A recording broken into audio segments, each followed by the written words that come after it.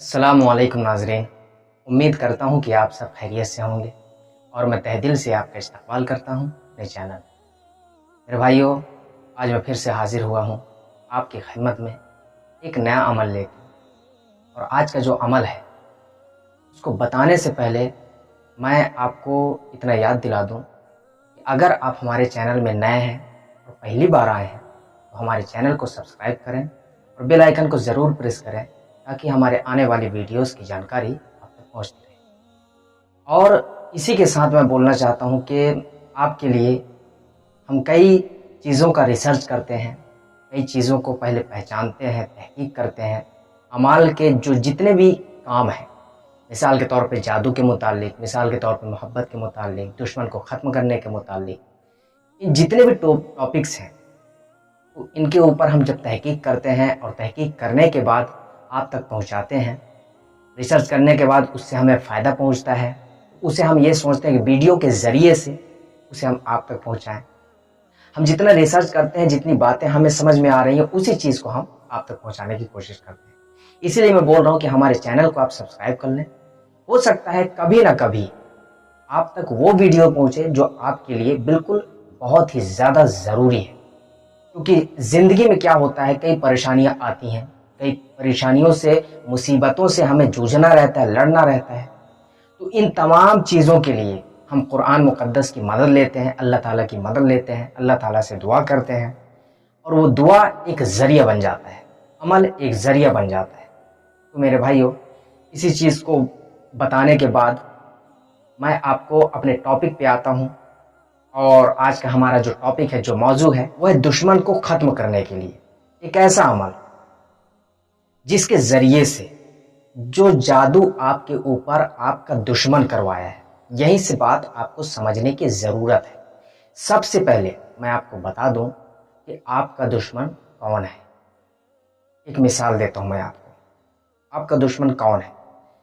کیا وہ آپ کا دشمن ہے جو ذرا سی بات میں آپ سے لڑائی ہوگی، ذرا سی بات میں آپ کی لڑائی اس سے ہو گئی، تھوڑا سا ہاتھا پائی بھی ہو گیا، تھوڑی سی گالی گلوچ بھی ہو گیا، تو اس سے یہ سمجھ میں نہیں آ رہا ہے میرے بھائیوں کہ وہ آپ کا دشمن ہے؟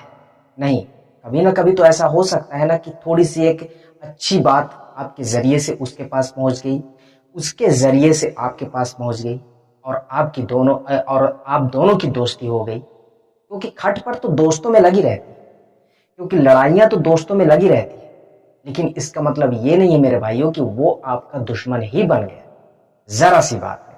سب سے پہلے دشمن کو سمجھنا ضروری ہے کہ وہ آپ کا دشمن ہے، اصلیت میں وہ آپ کا دشمن ہے، یہ سمجھنا ضروری ہے۔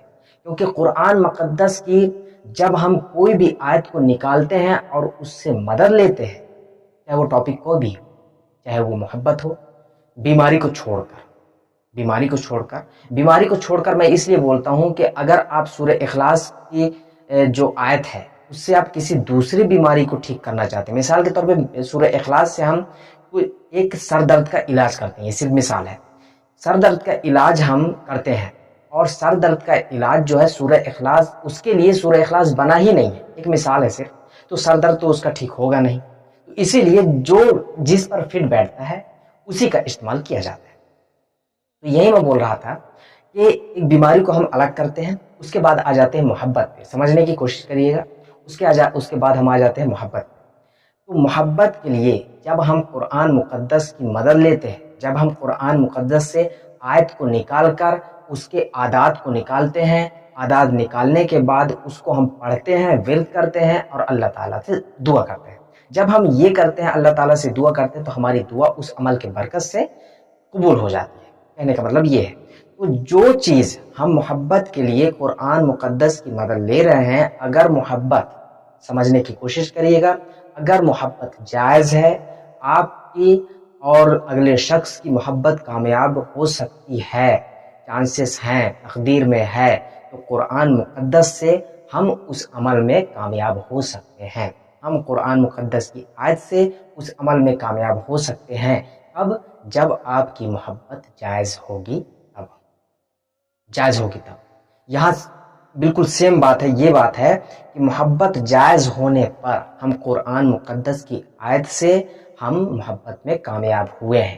اگر محبت ناجائز ہو رہی ہے، اگر محبت ناجائز ہے، مثال کے طور پہ کسی سے آپ محبت کر رہے ہیں صرف اپنی ضرورت کو پوری کرنے کے لیے، تو اس کے لیے آپ قرآن مقدس کی آیت کو استعمال نہیں کر سکتے ہیں۔ قرآن مقدس کی آیت جو ہے آپ کے لیے فائدہ مند نہیں ہو سکتی اس سے، بلکہ یہاں تک کہ یہ دیکھا گیا ہے کہ اس سے نقصانات آپ کے اوپر لاحق ہو سکتے ہیں، اس سے آپ کو نقصان پہنچے گا، فائدہ ہرگز نہیں پہنچے گا۔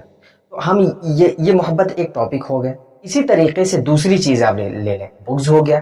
اسی طریقے سے آپ دشمن کو بھی لے لیں، دشمن کو ختم کرنے کے لیے ہم قرآن مقدس کی آیت کا استعمال کر رہے ہیں اور وہ دشمن نہیں ہے، اور یہ قرآن مقدس کی آیت جو ہے اس پر فائدہ دکھا دے، نہیں، ہرگز نہیں۔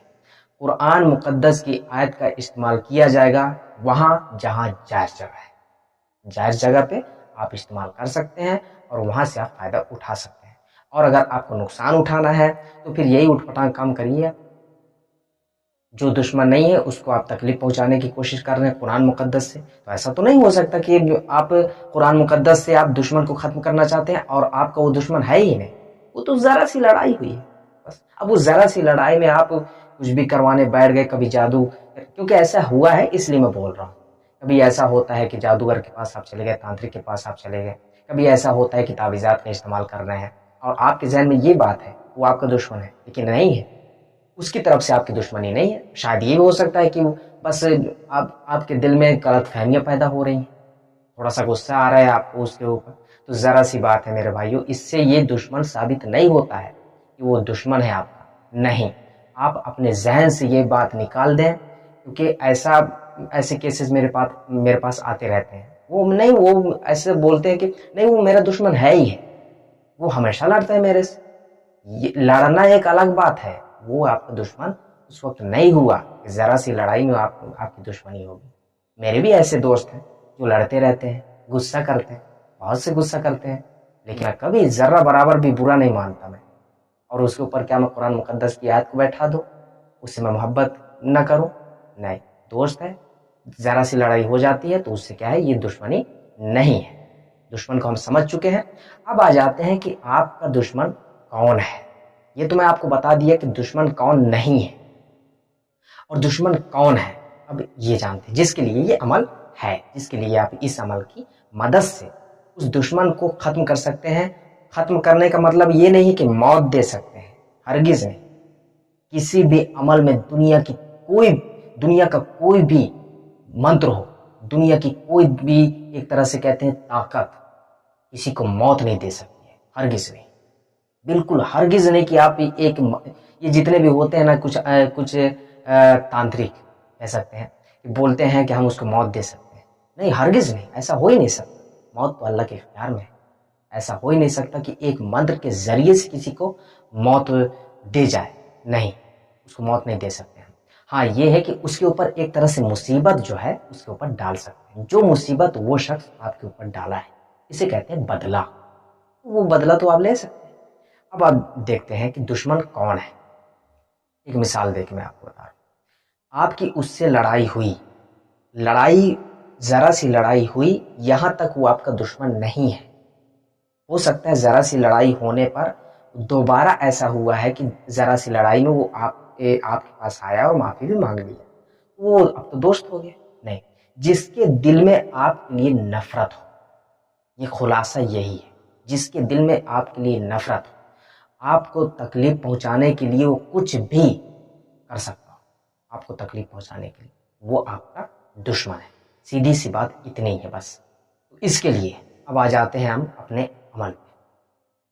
وہ ایسا کون سا عمل ہے جس کے ذریعے سے ایک طرح سے کہہ سکتے ہیں کہ جو مصیبت آپ کے اوپر آ چکی ہے اس کے ذریعے سے، اس کی وجہ سے، ابھی آپ یہ اندازہ لگا سکتے ہیں نا کہ جو مصیبت آپ کے اوپر آئی ہے وہی مصیبت اس کے اوپر ڈالنے کے لیے، یہ اتنا ہی ہے، اس کے علاوہ کچھ نہیں ہے۔ میں پہلے سے بتا چکا ہوں میرے بھائیوں کہ دشمنوں کو ختم کرنا یہ بہت ہی بڑی بات ہے۔ یہ نہیں ہے کہ کوئی بھی عامل آ کے بول دیا اور کہ میں آپ کے دشمن کو ختم کر دوں گا، یعنی کہ مار ڈالوں گا، یعنی کہ موت دے سکتا ہوں، یہ نہیں ہے۔ یوٹیوب میں آپ سرچ کریں دشمن کو ختم کرنے کا عمل، ہے نا، تو اس کے بعد آپ دیکھیں گے کہ وہ جب بتانے والا کیا بتاتا ہے، اس عمل کے ذریعے سے اس کی موت ہو سکتی ہے، हरगिज़ नहीं। इस पर आप यकीन भी ना करें, हरगिज़ नहीं, मौत नहीं हो सकती किसी भी हाल में नहीं। मौत अल्लाह के इख्तियार में है।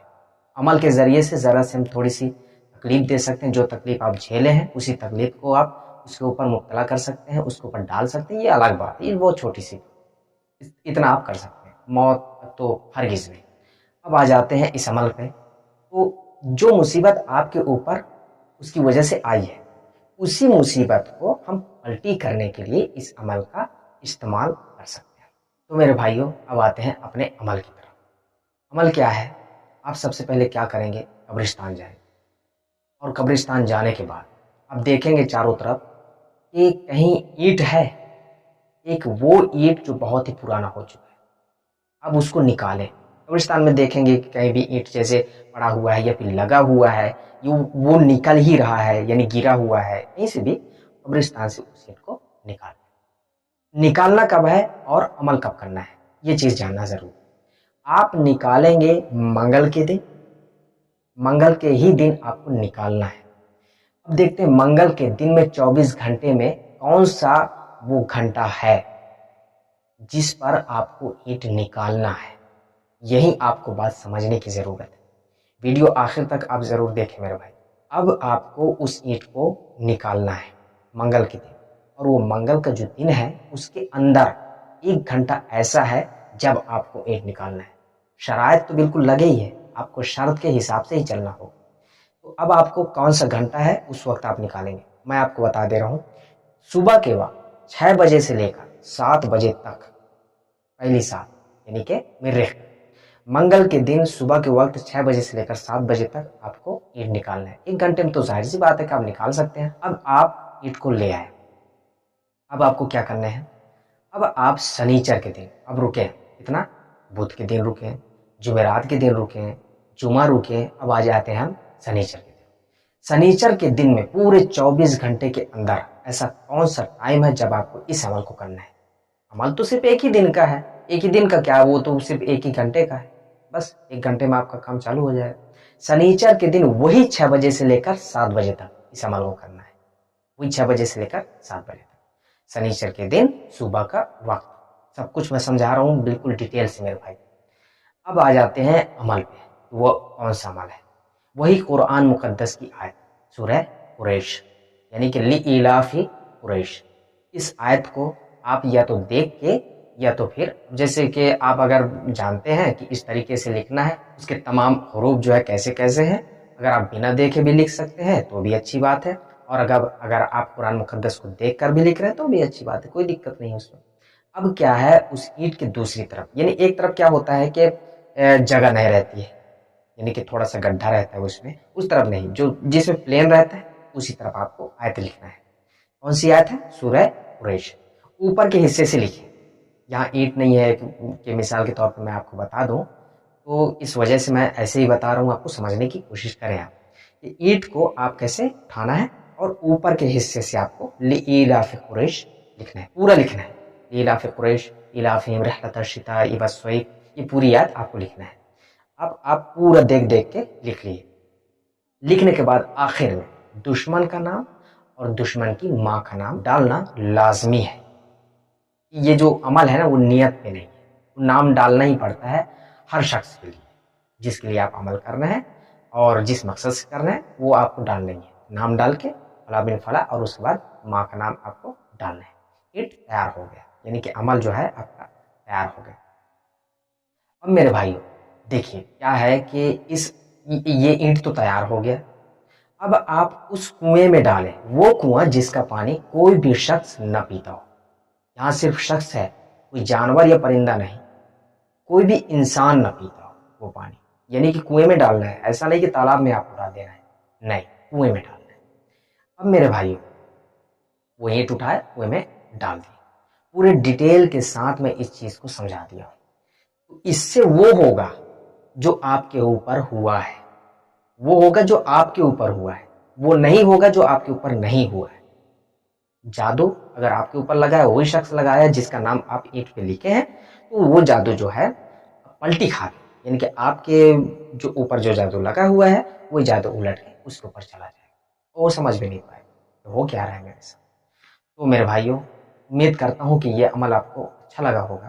تو میرے بھائیوں، امید کرتا ہوں یہ ویڈیو آپ کو پسند آیا ہوگا. اب ملتے ہیں اگلی ویڈیو میں، تب تک کے لیے دعا کی درخواست کے ساتھ. اللہ حافظ.